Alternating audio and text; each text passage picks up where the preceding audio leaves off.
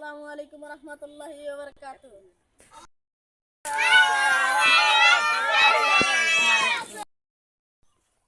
আমরা আমরা আপনাদের জন্য অনেক দূর থেকে এসেছি।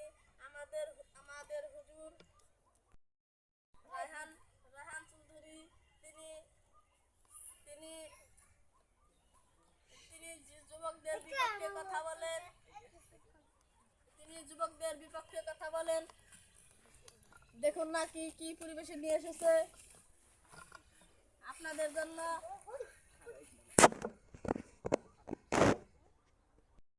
চিন্তা করবো না, এই হুজুরটা যুবকদের খারাপ একটা বাস দেবে। আপনারা কোনো চিন্তা করবেন না, টেনশন করবেন না। কি করা শুরু করছেন? ওখানে কাম করতে বউ বলার নেন কে? এরা কি করা শুরু করছেন? না বাবা আসেন।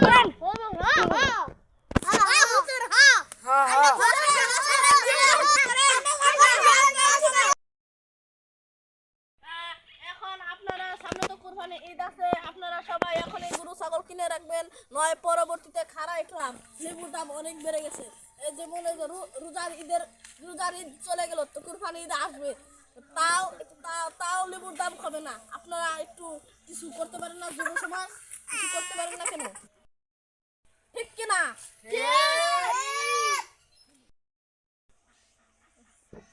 আমি এখন 2 টাকার ওয়াজ করে অনেক লেট করে ফেলেছি।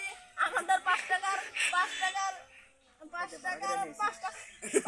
ভাড়া কিছু বক্তব্য দেবে, আপনারা একটু শুনুন। আমার তো কথা না খুব আমি ভাই মাফ করে দিবেন।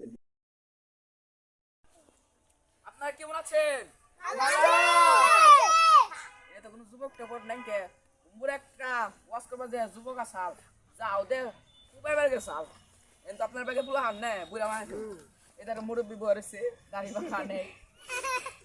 তো এখন আমরা মূল বিষয়ে চলে যাই। আপনারা শুনেন, যুবকটা এরকম বেদব, কোন মুরব্বী দেখলে সালাম দেয় না, ঠিক না? এমনকি তার সম্মান দিয়ে কথা বলে না, মাকে সম্মান দিয়ে কথা বলে না। কিন্তু যদি একটু লেট হয়ে যায়, বউ যদি বলে লেট হলো কেন, বলে শোনা মাফ করে দাও, পায়ে বয়ে যায়, ঠিক না?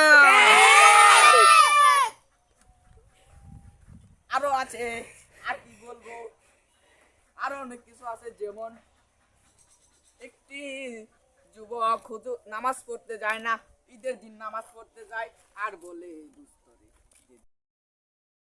যুবকদের উদ্দেশ্যে বলছি, এত এত বেদব যুবকটা যে গার্লফ্রেন্ডের সামনে এত এত মিথ্যা কথা বলে, মা বাবার সামনে এত এত মিথ্যা কথা বলে, পরবাতে উঠে রোজার মাসে ভিডিও কলে গার্লফ্রেন্ডকে দেখায় যে দেখো আমি রোজা রাখবো, বলে ভাত খাও, কোথায় চিহিরি তোমার, বলে যে আমি এখন মুখ দেবো, বিরাজ করবো, হ্যান ত্যান করে বলে তারপর ফোনটা কেটে দিয়ে মরার ঘুম দেয়। মরার ঘুমটা দিয়ে মুখটা ধুয়ে কাবলা বইরা খেয়ে হুন্ডা বা বন্ধুকে ফোন দিয়ে এমন ঘুরতে জায়গা খেতে জায়গা যখন গার্লফ্রেন্ডকে নিয়ে যায় তখন বলে আমি রোজা রাখছি। তারপর যখন ইফতারি দেয় হুজুর সাহেব যখন বলেন মসজিদে ইফতারি দিবেন, আপনারা যারা রোজা রাখছেন রোজাদার ব্যক্তিরা আপনারা চলে আসেন মসজিদে, তখন সবার আগে যে আগের লাইনে বসে যায়, ঠিক কিনা?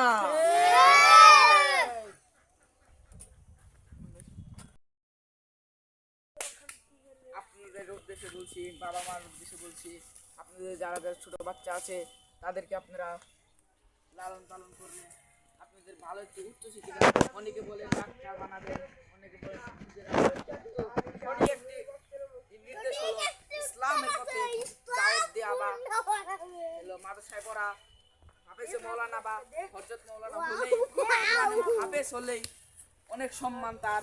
যেমন একটি ইঞ্জিনিয়ার সম্মান নেই, যেমন একটি ডাক্তারের সম্মান নেই, যেমন একটি মেম্বারের সম্মান নেই, যেমন একটি চেয়ারম্যানের সম্মান নেই, যেমন একটি প্রধানমন্ত্রীর সম্মান নেই, ঠিক কিনা?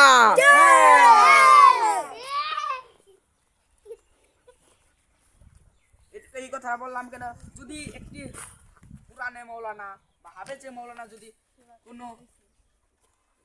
কোনো প্রধানমন্ত্রীর বাড়িতে যায় তাহলে বলবে হুজুর আসসালামু আলাইকুম, সালাম দেবে, সালাম দেওয়ার পর হ্যান্ডশেক করবে, তারপর বলবেন হুজুর এখানে বসেন, আপনার জন্য একটি সুন্দর একটি চেম্বার রাখবেন, সেই চেম্বারে তাকে বসাবেন, তারপর সে হুজুরে বসবেন, তারপর তার জন্য খাবার আনবেন, এটা আনবেন সেটা আনবেন, কথা বলবে তারপর তার সামনে বলবেন, তাহলে সম্মানটা কার? প্রধানমন্ত্রী না হুজুরের? তাহলে আপনাদের সন্তানগুলোকে মাদ্রাসায় ভর্তি করে দিবেন। বর্তমানে বাংলাদেশে 100%-এর মধ্যে 50%-এ 50% কি 80% হলো জেলায় পড়ালেখা করে, আর 20% সর্বোচ্চ 20% জেলানের শিক্ষার্থী পড়াবো।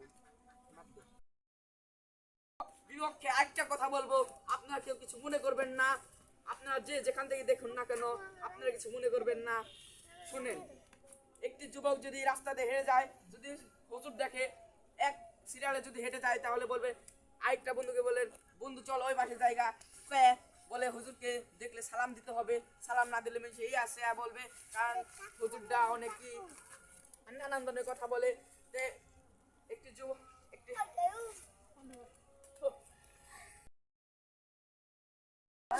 যুবকগুলো কি কয়, হ্যাঁ হুজুররা কি কয়, হুজুর বেশি বাটপাড়া করা শুরু করেছে একবারে।